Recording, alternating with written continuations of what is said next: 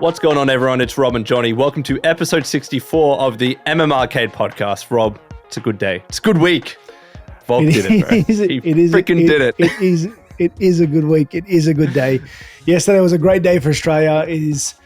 Feels right to see Volk with that strap around him. Yeah. Again. You know what I mean? Like the universe is back in order, right? Yeah. I like Diego Lopes. I think he's a cool dude. I wish somehow both of them could have won, but I was still very glad to see Volk get the job done, especially because, and we'll get into this, he's old, people are saying he's washed, etc., etc. You talked about this in the last episode, and he proved everybody wrong. Oh, it felt so satisfying. And that's exactly how our predictions went, because I said, like, Volk, prior to the last two fights, untouchable, ran that division, probably the best ever in that division, right? And that's the Volk we saw on the weekend. Diego was coming in hot. We were worried about, how Volk was coming back, what Volk we were going to see. Yeah. Put all doubts to rest. It was exactly the Volk that we knew he could be. Yeah. That's Volk. That's the skill set he provides. And honestly, with Diego, you saw the level difference. That's the Volk 100%. That beat Max Holloway 3 times. That's the one that ruled that division. It was so good to see. But I guess we may as well just get straight into 314. Well, we may as well. So if you are new, usually episodes like this after a big card get a lot of new viewers. So if you are new to the channel, to the podcast, please do subscribe. It really, really does help. But as mentioned, let's do our breakdown of UFC 314 in the main event. Volkanovski beat Diego Lopes. I always have here decisions, Diego Lopes, but that was true. Unanimous decision. 48-47 and 2 49-46s. Rob, what's your breakdown of the fight? So I think, for one, Volk's jab and distance was out of control. He was jabbing Diego's head off. Oh, props to Diego. He's got a head on He's got a head of granite. Jesus, man.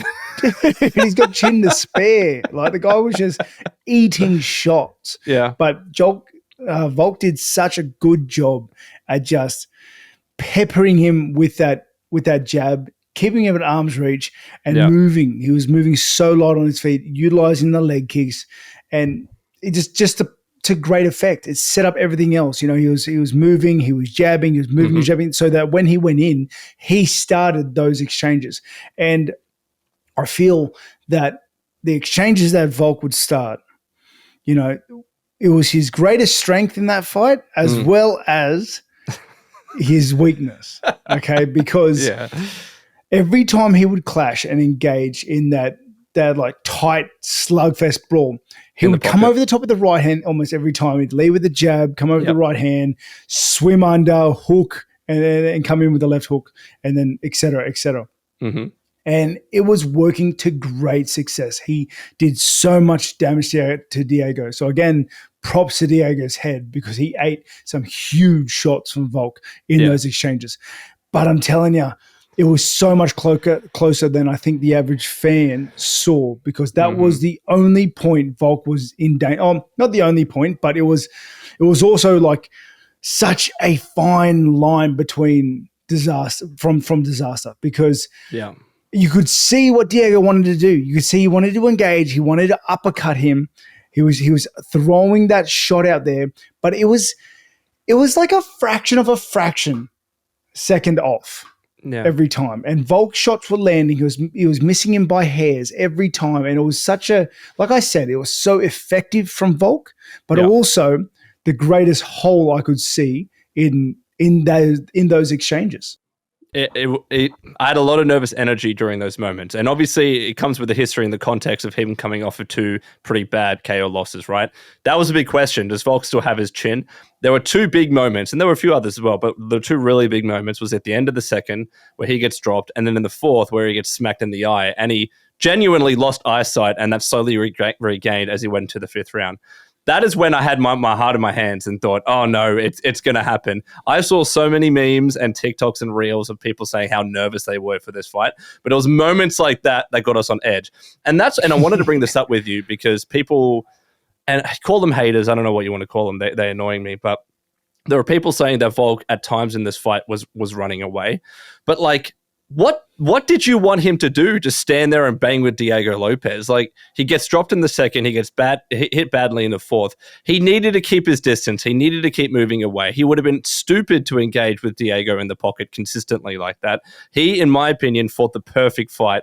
What do you feel about that backlash? Because I got really annoyed by it. Like, people wanted Volk just to be an idiot and just to stand and bang with Diego when he was winning the fight. It just didn't make sense. What do you reckon? Honestly, I think it has no grounds. Absolutely no grounds, because it's not like Volk wasn't engaging. I know. You know, he was utilizing that jab, keeping the distance, moving away, but then he was coming in and it's like 3-piece combo, slugging it out like that. Yes. And they were the moments like you had your fists in your mouth a bit because you were just so on edge. That were the moments Diego's built for. He loves that sort of fight. Yeah, and Diego's like a Terminator, mate. He wasn't stopping. He had power from the start to the fifth. He's such a dangerous striker. He's bashed everybody else. Yeah. Okay. Volk fought an excellent game. An excellent game. Yeah. I think it really does goes to show that the skill level between Volk and Lopes is night and day. And if this was a few years prior, if this was the Volk that fought Max Holloway, for instance, it definitely wouldn't have been as close as it was. I wanted to ask you this though, and I'm don't get me wrong, I'm really glad to see Volk back, right? And I would love for him to go on another title run. I would love for him to fight Movsar next, and we'll talk about that next. But there were times where you could tell he was a little slower. He was a little slower than normal. That's why he was trying to utilize the footwork, fight at range, utilize the jab way more. Even he shot a lot of takedowns as well just to keep Diego guessing, even though he didn't secure many of them. Did you see that in Volk's fight, and just the way that how quick he was and the way that he was moving? He wasn't exactly prime Volk, but he was still better than Diego. Do you know what I mean? Honestly, I think I can brush over a lot of that. He came off 2 knockout losses. Sure. That is, I cannot express to anyone how hard it is to come back from a knockout loss, let alone 2. Okay? Yeah. It's crazy. It's crazy. And all the doubters that you see online is like his age, et cetera, et cetera, et cetera. Mate, you think he's not thinking of that? You think that doesn't run through his head like maybe I am too old. maybe I am gotten some. And that's why I think he's like, honestly, it was an inspiring fight because he's obviously still the best featherweight to do it. Yep. In my opinion. And I think to fight that fight against a guy that has such momentum and aggressiveness and power behind his hands. Yeah. After 2 knockout losses, and to hold it together for that fight, to push out the doubts, to do what he did, and to walk away with the strap, it's super remarkable. Yeah. Super outstanding. And you touched on it before, like the people that were criticizing him for quote unquote running away. I've been very critical of fighters in the past that all they do is jab and teep and that's all they do. That's not what Volk was doing. Like, as you said, Rob, in the pocket, he was always utilizing the 3-piece combos, smacking Lopes with those huge right overhands. He wasn't just jabbing and walking away. Like, there's no way he would have won that fight if that was the case, because the rounds would have been closer and then Diego's bigger shots would have given him the dub. I don't understand how people watch that fight and come away with that impression. It's crazy to me. It's actually insane. Volk's lateral movement was on point. Yeah. And the fact that, like, when he got caught at the end of the second and his coach come over and told him, don't go straight backwards. And he implemented that instantly. His fight IQ is next level. Like, you can just see the experience that he has once he's in the octagon. He's such a good fighter. Like, he's one of the best to ever do it. And I'm a proud countryman behind him, right? Bro, I was playing Land Down Under for the past 24 hours. It's such a good fight. I will say though, I think Volk could have made it an easier fight if he took Diego Lopes down more. I think Volk has the best ground and pound in the UFC. Yeah. That first round, man, was brutal for him. That was a masterclass. Mate, his ground and pound is so good.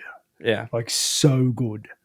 I will say this though, that's credit to Lopes, because Lopes' takedown defense was really, really good. If there was obviously any slight on Lopez's performance, we focus on that.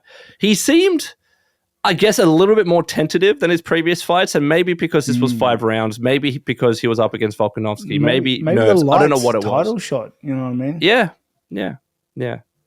So you were touching on it before. I want to ask you the question straight out. Do you now think that Volk is the greatest featherweight of all time, above Jose Aldo?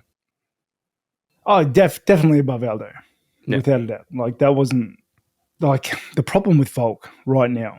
It's not a problem with Volk. The problem that Volk has, I should say, is that there's always that question now. You know, it's the same thing that happened to Cormier.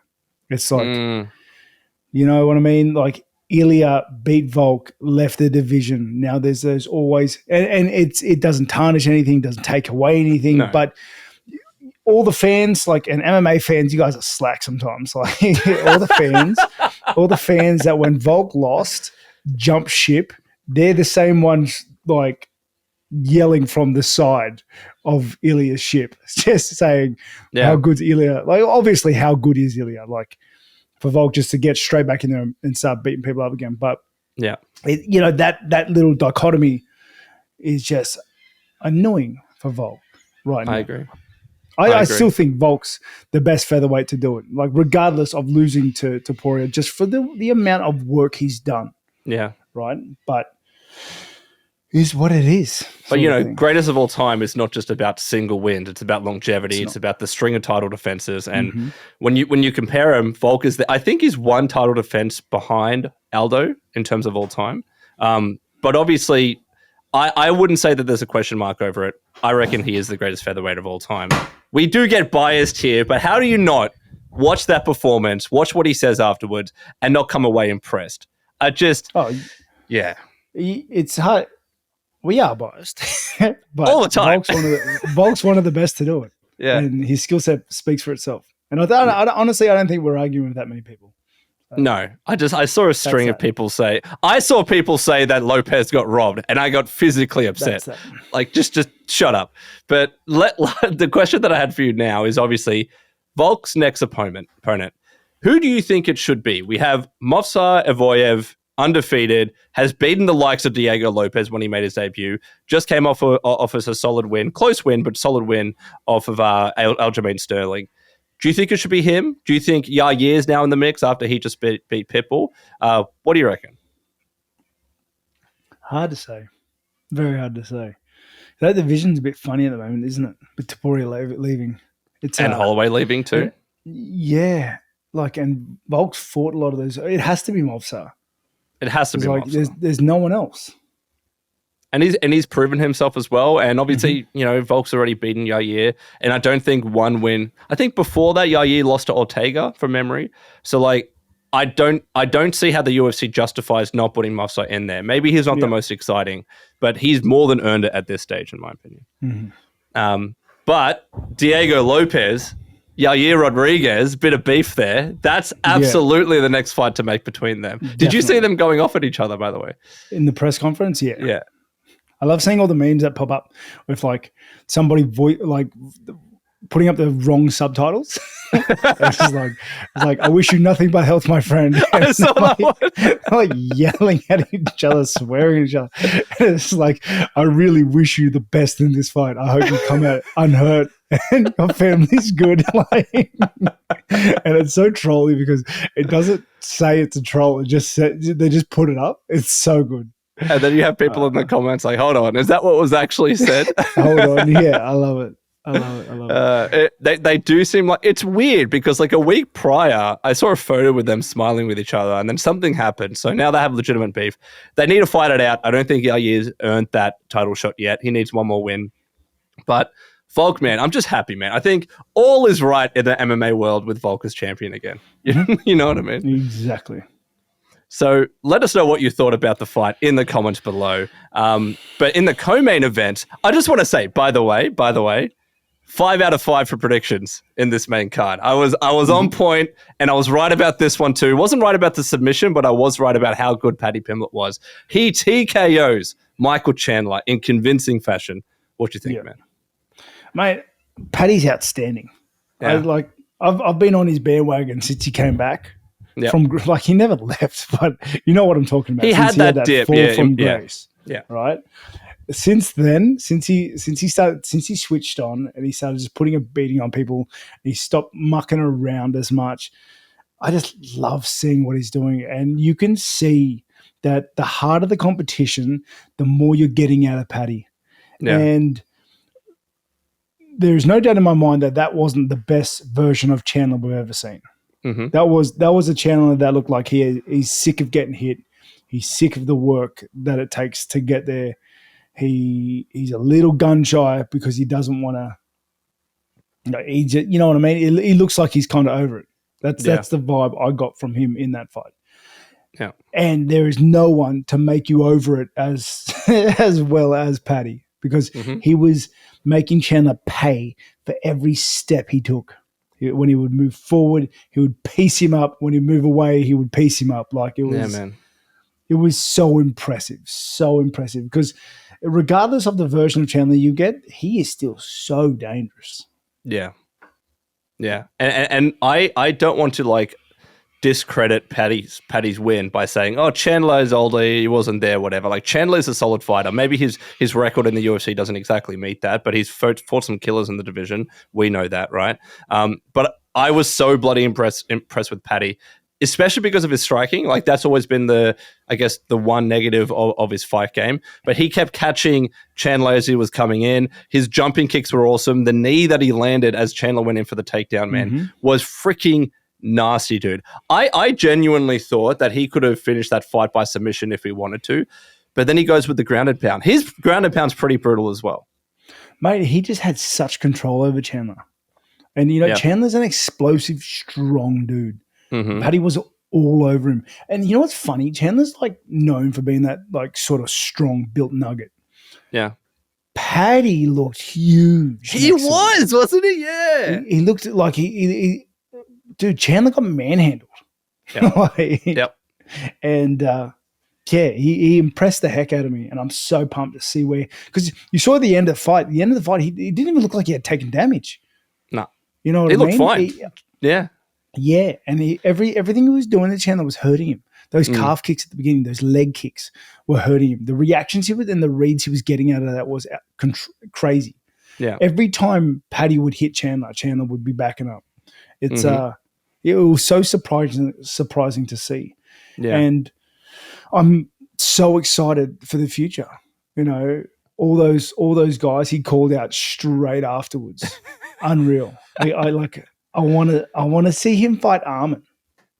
Okay, so I was going to ask you, of those four names, Arman, Justin, Dustin, or Charles, he seems to be leaning more towards Charles Oliveira. I want to see him fight Arman.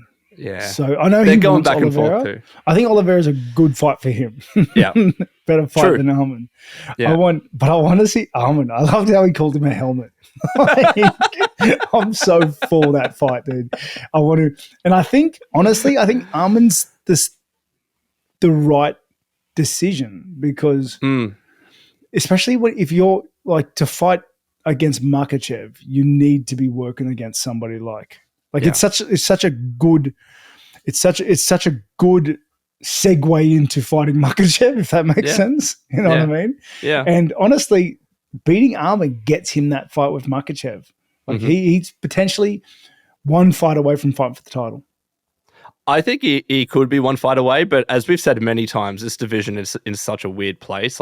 You also have, Charles Oliveira, who just beat Chandler in less convincing fashion, but it was actually pretty dominating for 4 of the rounds. So, how do you, if I was to look at it purely from, I was going to say fairness and meritocracy, but also Arman is still number one contender. He should probably be in there. I actually don't know how you deal with that division right now. Genuinely, I don't. You make Arman fight Paddy. I want that fight. So Arman and Paddy, but what does Charles Oliveira do? Justin, maybe? Yeah, okay. Justin? Why not? Yeah, could do. I'd throw him in there for a title shot. Why not? I love seeing Oliveira fight for titles. I do as well, but I think you could go Arman, Islam, Poirier, Pimblett. You could. That seems like a pretty straightforward progression. But Max Holloway's in there as well. Yeah, but it's weird. It's hard, this division, man, because honestly. Max has only beaten Justin, right? but in pretty dominating fashion. It was very good fashion. But that's one fight at lightweight. And it's not like he came over as champion. Yeah. Granted, like, it's still Max Holloway, but like there's just names there to fight. You know, like he lost to Poirier at lightweight. Granted, I know circumstances, but there's arguing points there. And if there's arguing points, generally it doesn't get you a title shot, right? Yeah, that's fair. Look, if I was to summarize it, I reckon Islam. There was a rumor going around that Islam is actually waiting for the welterweight division to figure itself out. I don't know whether that's true because his manager said it was fake news, but I'm sure he has one eye on that division, on the JDM and Bilal fight. Yeah. That might dictate things here. But I do think that if they're not going to give Arman the shot, fight someone like Paddy or do the rematch with Charles. I reckon Max Holloway against Dustin would be very good. And then Justin can fight someone else as well. It's such a hard division, man. Let us know in the comments below, by the way, what you think of it. But we gotta move on. We got a lot of fights to cover in this one. We have to. Yeah. Yair Rodríguez versus Patrício Pitbull. He beats him by unanimous decision. What do you reckon, bro? I thought that was a pretty handed. Like it was like a. You either get that Yair or you get the Yair that fought Ortega. You know what I mean? Like it's like. The Yair that just kind of just puts in that work, keeps him at distance the whole time, utilizes leg kicks to just pepper like his opponent the entire way through. Yeah, and then coast into an easy decision win or stoppage. Mm-hmm. Or you get a Yair that starts to first get some adversity, starts getting hit, gets tired, and gives up. Mm-hmm. Like I don't have no nice way of saying it because in a lot of the fights that I've seen him lose, he's kind of just been like, okay, I'm checking it out.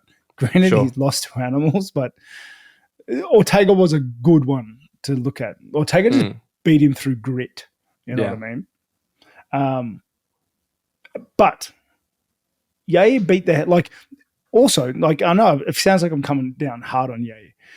Yair is one of those dudes that I almost never bet against because I don't understand how he loses any fight. Yeah. He moves so well, so fluently. He kicks so dangerously. He's got such unorthodox strikes. So, yeah. I like it when the Bellator guys come over and the UFC guys show them the levels.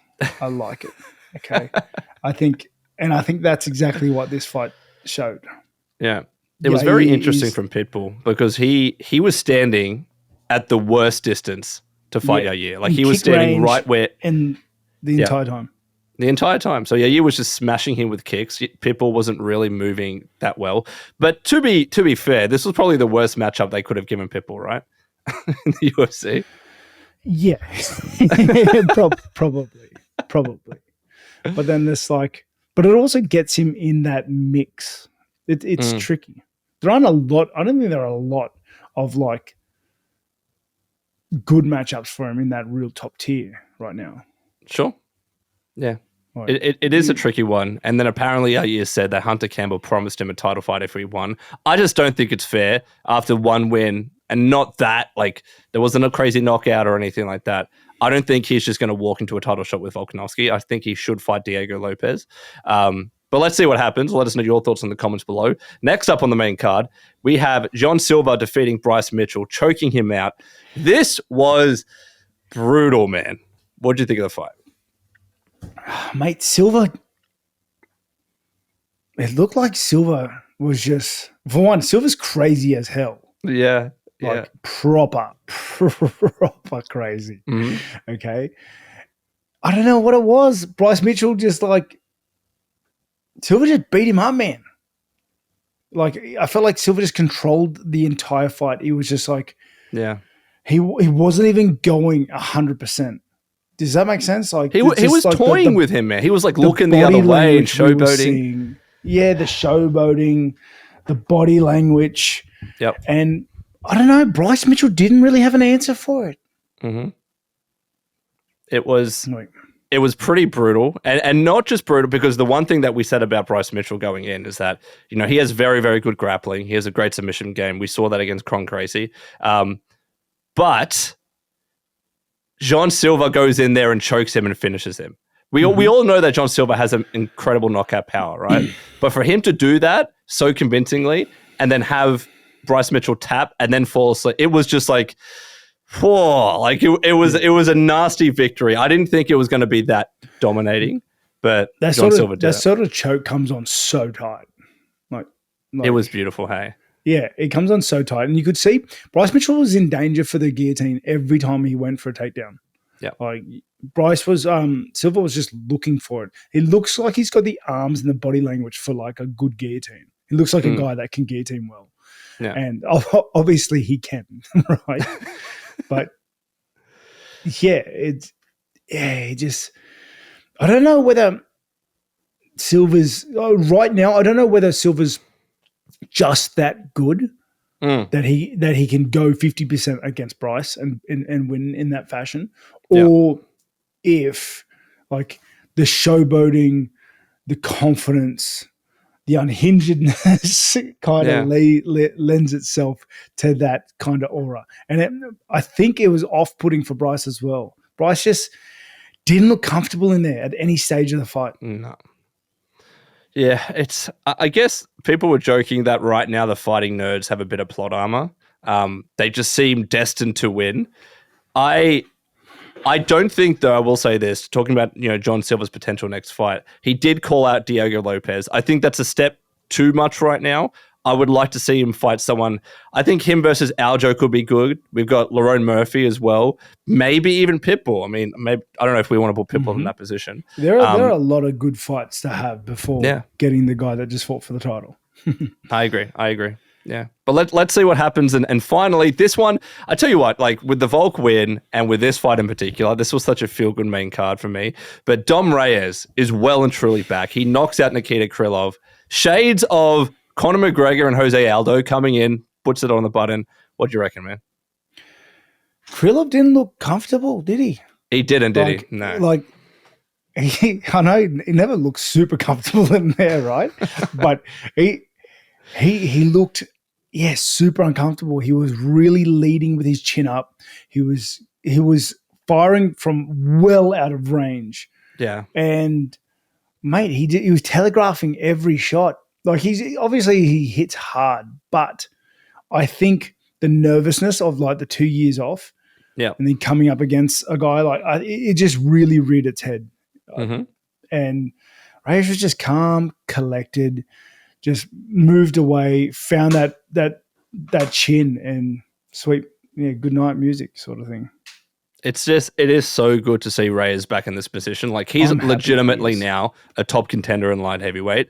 He could fight someone like Alexander Volkanovski. He could fight someone like Jan Blachowicz. Like he is in that conversation now after the skid he had against the loss against John Jones. Now he has 3 in a row. What would you like to see from him next? Yeah, he definitely had it hard. Like I said, those fights, those really, really hard fights, okay, they take so much out of you. And they take something out of you that isn't quantifiable, okay? Yeah. And you saw those effects on his fights following.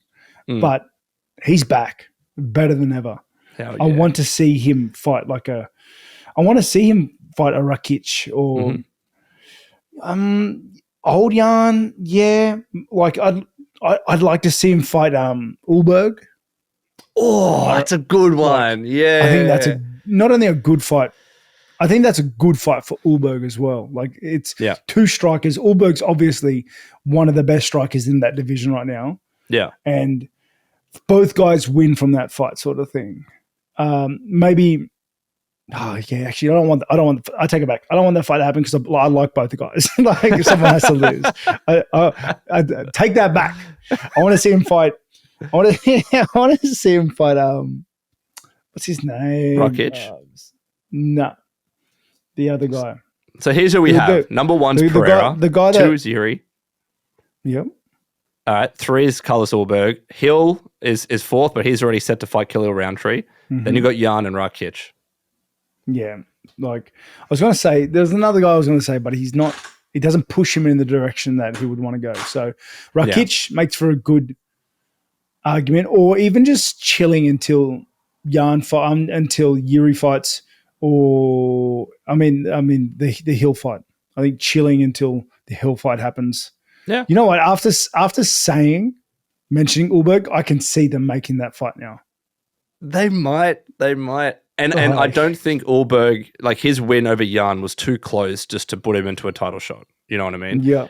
And Yuri's still hanging it around as well. So like, how do you sort that out? Exactly. And all these divisions, man, fight for Ankalaev. So yeah. Yeah. Which, by the way, it seems like they are going to be making. So light heavyweight's in a very interesting spot right now. It is. Overall, bro, what did you think of UFC 314?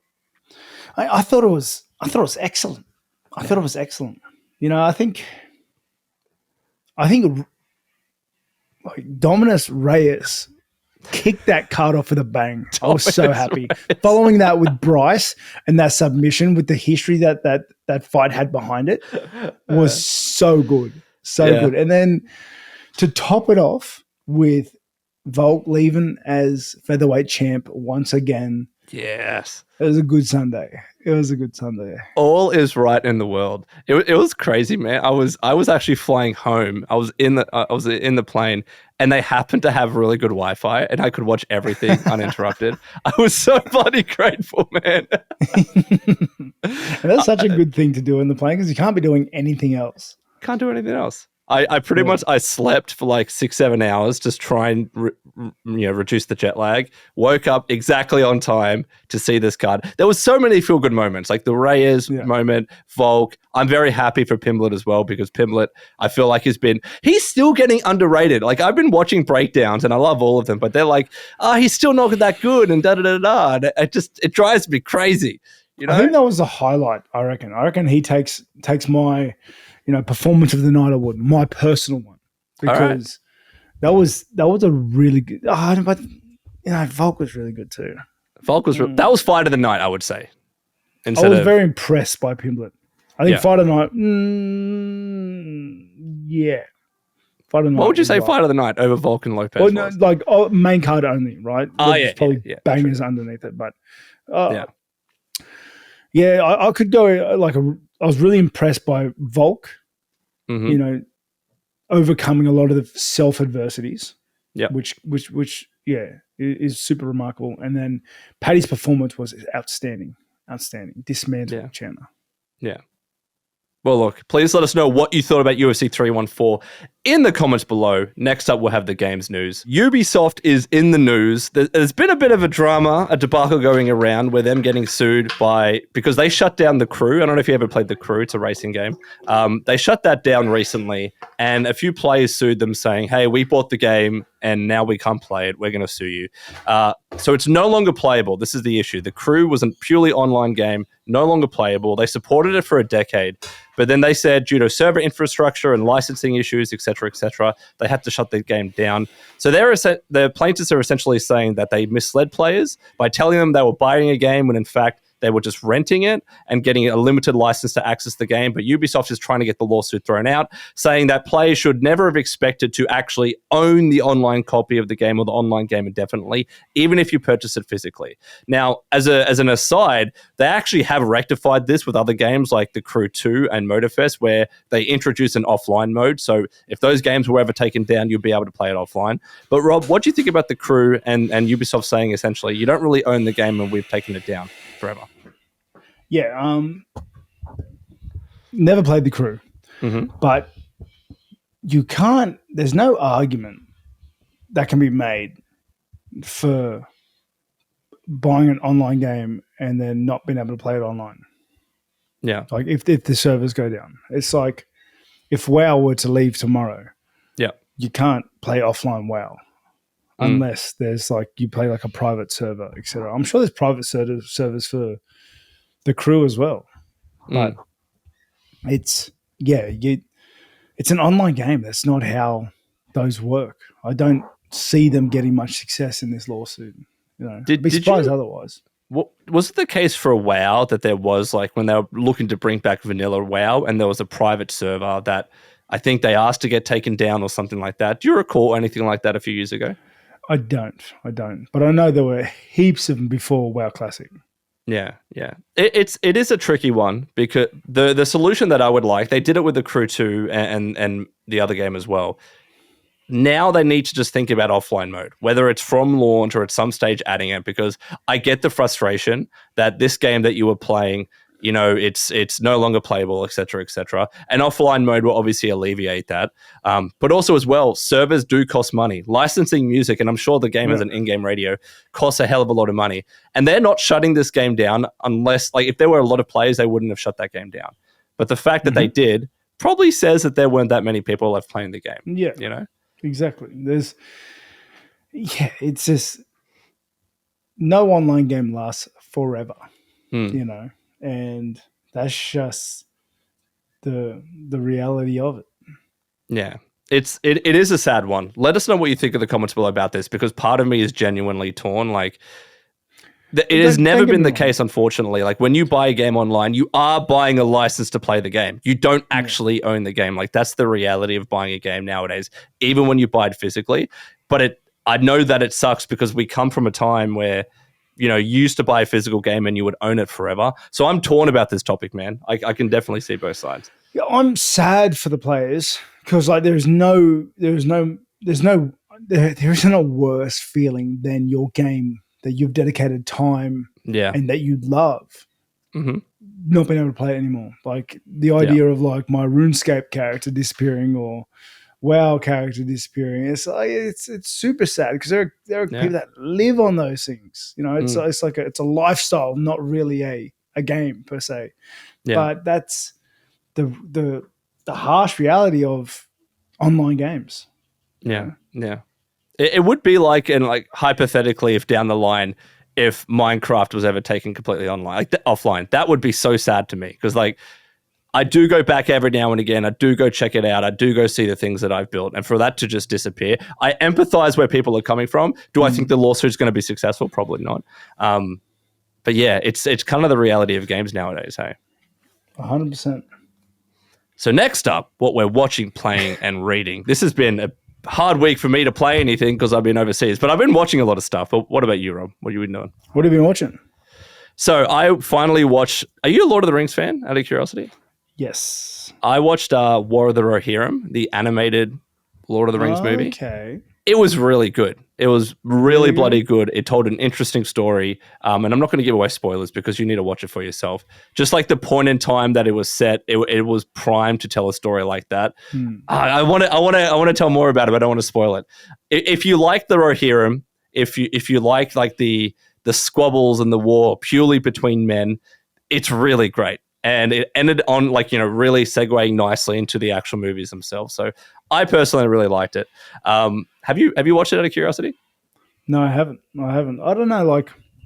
I read The Lord of the Rings. Okay. And I watched obviously the 3 movies, extended cut, 9.5 hours worth of freaking film, right? You got to watch that once a year. Super into Lord of the Rings, Warhammer, and I was into it. Mm-hmm. But I just couldn't. I never got into The Hobbit, and kind of any timeline. I don't really do things backwards very well. So any sort of prequels or anything like that, I just don't do well because I know where this ends up. I know what happens, and I really struggle to do those sort of things. That's why I never got into Star Wars. Never ended up watching it because they brought it out in weird order, and it did my head in. Fair. I will say though, this act, it's pretty standalone. It's just an interesting story. I reckon it's worth a watch. You should give it a strong recommendation. Take it under consideration. You're not going to watch it, are you? Nah, probably not. And then I watched actually a few movies on the plane. The other thing that I watched was Juror number 2.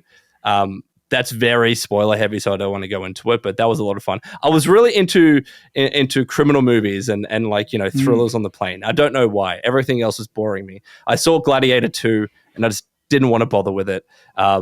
And then I played a lot of TCG Pocket trying to climb up the ranked ladder. It's freaking impossible, man. It's so bloody hard. So much grinding. To get from Great Ball to Ultra Ball, it's just you have to win 500 to 600 matches to get to Master Ball. It's too much. It's too much for me. Wow. So I'm done. I'm done. What about you, bro? I have just recently gotten into Minecraft again. Oh, speak of the devil. So I played it ages ago. Ages ago. But because of the movie we watched the other week, my son's heaps into it. So I got him on the Realm. He's got a computer, so I got him on the Realm, and then I was playing with my dad, and then I got my brothers on. So I've got like a family Realm that I've been paying for since Realms were out, really. Yeah, nice. And like I've got my whole family on. So it was like me, my two brothers, my son. It was like generations of Whittakers on this world. And mate, I haven't played in like 10 years. There's so much new stuff. It is out of this world. Like there's underwater stuff. There's more end stuff. There's new mountain biomes. There's bigger caves. There's new weapons, new armors. It's ridiculous. It's almost daunting. Like I almost put it down sometimes just because I can't be bothered relearning everything. You know? Yeah. Especially like playing with your family. That's awesome, dude. Yeah, it's special. Although my son, like, he gets the shits because like we don't want to give him good stuff because he just dies and loses it all. He doesn't understand why we won't do that. Or like, you gotta go mine. I don't think I said like you gotta go mine. Like dig a hole and go get stuff. Like go get iron. Yeah, you're not allowed the diamond armor. yeah. Well, it's like because my dad's actually really good at Minecraft. So as soon as we started, we just went straight to his house and just took some stuff, like started scabbing straight away. and like I feel like it's ruined my son's expectation of how the game should play. Right? Is it the case with Realms that it's online all the time? So like your dad can play whenever he wants and you as well? Yeah, Realms is just permanent things. They're the Minecraft own servers. But dude, I remember back in the day with Minecraft, there never used to be Realms, so you would always have to rent a third-party server. The best times, man, playing with friends who built a little city and town together. That was the shit, man. It was awesome. Okay. I'm going to need to pause you for 1 second. Got to get my daughter. Yeah, all good. 1 second. Oi! Baby duties, but trying to film a podcast at the same time. How old is she now, man? 1 and a few months. Oh, she's still so young. Yeah, how's she been doing, by the way? Yeah, she's really good. Really good. I had a bad case of the flu like probably about a month ago. Oh, crap. That ran through the house. I think everyone's gone through it. Yeah. But does she sleep a lot at the moment still? No, we'll pass that. No. Damn. Especially with all the brothers and sisters. Like she just like feels like she's missing out. Bad FOMO already. Oh, she's very cute, man. Do you want to do the viewer questions while you're holding it? Let's get into the questions and we can wrap this up. First question is from @BenLikeStuff. Question for Rob. What is the loudest crowd you have ever had? It was that one in Melbourne. What arena is in Melbourne? Asa? No. Amy? No, it wouldn't be Amy. No, it's a smaller one. I forget what it's called. Top of my head, I just cannot remember it. I fought Derek Brunson there, but that was the loudest. It's like the arena was built for acoustics. It was unreal. Yeah. So you've got it wouldn't be Marvel Stadium. It wouldn't be any of the open ones. It was a closed one, right? Yeah, it was wild. John Cain Arena, maybe? No, it was so loud. Yeah. No, how long ago was that? When did you fight Derek Brunson now? 2015, 14, something around there. Nice. You got to fight in Australia again one day, man. Like, come on, let's line it up. Perth, Sydney, come on. I know, I'm long overdue. Next question is from @Rainman5558. Why is Rob always sipping from a huge water bottle? Feels like he's already cutting weight. Yeah, I get thirsty. But it's a massive water bottle, man. It's like 2.5 liters. Like I hate having to fill it up 1,000 times a day. If I get one of those small ones, like I drink a lot of water. So yeah. Next question is from @TryHardNinja1089. Have you guys ever watched the Cyberpunk Edge Runners anime, Rob? No, I haven't watched it. I've been wanting to, but it was around the same time I started getting back into Cyberpunk, but then I got into other stuff or something happened, and I've lost that momentum with Cyberpunk at the moment. It's like still a game. I still haven't done Phantom Liberty. Like, that's crazy, man. I can't believe that you haven't played Cyberpunk Phantom. I can't believe that you haven't played Elden Ring, Shadow of the Erdtree yet. Yeah. There are some things that you've just missed.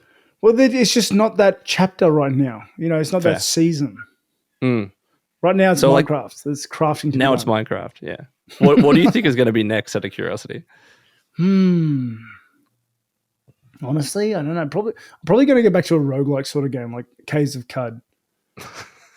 I knew you were going to say that. Like, it's been a while since I've had a good run in that, so it's fair. We'll go back to something like that. Did I tell you, by the way, of that viral tweet that ran around of the Caves of Cud community, seeing you talk about the game and getting really hyped up about it? It went super viral. It was kind of crazy. It is such a good game. I cannot. Yeah. I cannot recommend it enough. All right. Next one is from @PWS Lattery. Jonny, when are you doing press again for the UFC event? Would you go to Vegas for one? Look, it's not cheap. Even like going to the Australian ones, Perth or Sydney, I'm losing money going to these things. Yes, everything is tax deductible, but the money that I'm getting from the videos is not nearly enough. So it's very expensive. I'd only go if I was like going on a holiday and I swing by it. Do you know what I mean? I don't know. I just kind of wanted to address that because they're very expensive to go to, especially with like accommodation and everything at the time. And the accommodation's through the roof at the time. You got to eat out because you live in Melbourne as well. I live in Melbourne, yeah. So, by the way, I got super annoyed because I used to live literally right next or very close to Kudos Bank when I was in Sydney, right? And then I moved, and then they freaking announced the event. I got so pissed off. I could have walked to the stadium.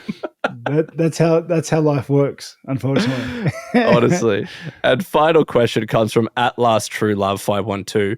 Can we extend the game section, please? The MMA part is so long. I feel like there's much more video game discussion to be had. I wanted to bring this up because there were so many people saying that, and then comments from like Richard Chamoon that was saying, could you stick to MMA? It's MMArcade. It's a mix of both, you know? Yeah. That's the podcast. And it's got to be a mix of both. It is, they are our passions. Like we are passionate. Like MMA for me is also kind of like a part, like a job in a way. So that it shares a fence with that. A lot of people can see I'm obviously very passionate about video games and I enjoy speaking about them because I guess it's much more free reign. Whereas when I start talking about MMA, it's much more directed. I'm very analytic to a degree. And, I guess I have to focus and switch on so much more for it.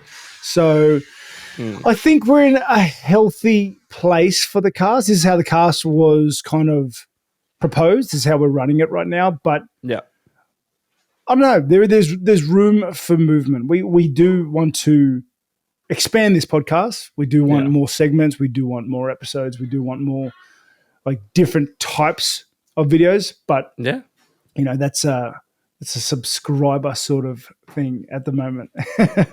We're talking and making plans for some other exciting things as well. So hopefully those get over the line. But Rob, that was episode. There we go. Wife's back. That was perfect timing though. That was episode 64 of the MMArcade podcast. If you're watching or listening at this stage, thank you so much for your support. Rob, as always, closing thoughts and remarks. Like we said, with all the segments that we want to, increase and change and add to, this is all just based on building up the cast, getting the viewership, getting the subscribers to be able to kind of push into those fields and markets. They'll be able to dedicate more time to it. At the moment, it's a passion project, and honestly, we're just given we enjoy doing it. It's fun doing it, but we also are very conscious of the fan base that we have grown for the cast and for the channel. So we're very thankful for you guys. We do it for you guys as much as we do it for ourselves. And if you are new, please sub, share it to your friends, and we'll see you next week. Thanks, everyone.